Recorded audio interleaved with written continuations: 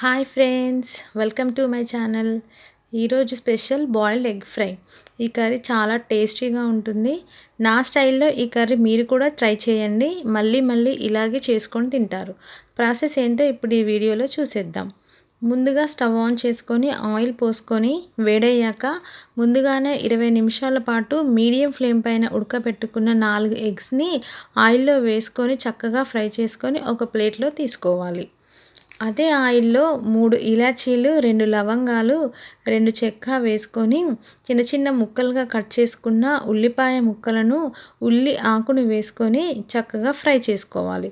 ఉల్లిపాయ ముక్కలు brown colour అయ్యాక కొంచెం సాల్ట్ వేసుకొని అల్లం వెల్లుల్లి పేస్ట్ వేసుకొని పచ్చివాసన పోయేదాకా ఫ్రై చేసుకోవాలి.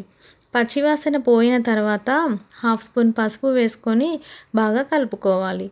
1 లేదా 2 ఎగ్స్ని పగలగొట్టి వేసుకొని చక్కగా స్ప్రెడ్ చేసుకొని 5 నిమిషాల పాటు అలాగే ఫ్రై చేసుకోవాలి.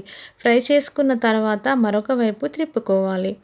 మరొక వైపు తిప్పుకున్నాక 2-3 నిమిషాల పాటు ఫ్రై చేసుకొని కారం పొడి వేసుకొని కలుపుకొని 5 నిమిషాల తర్వాత చిన్న చిన్న ముక్కలుగా కట్ చేసి పెట్టుకున్న మీడియం సైజు 3 టొమాటోలను వేసుకోవాలి.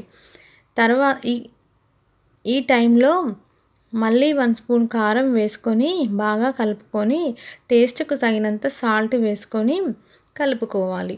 10 నిమిషాల తర్వాత ఎగ్స్ని వేసుకొని కొంచెం గరం మసాలా పొడి వేసుకొని చిన్న చిన్న ముక్కలుగా కట్ చేసుకున్న కొత్తిమీరని చల్లుకోవాలి. ఇంతేనండి, ఎంతో టేస్టీగా ఉండే boiled egg fry curry ready అయిపోయింది.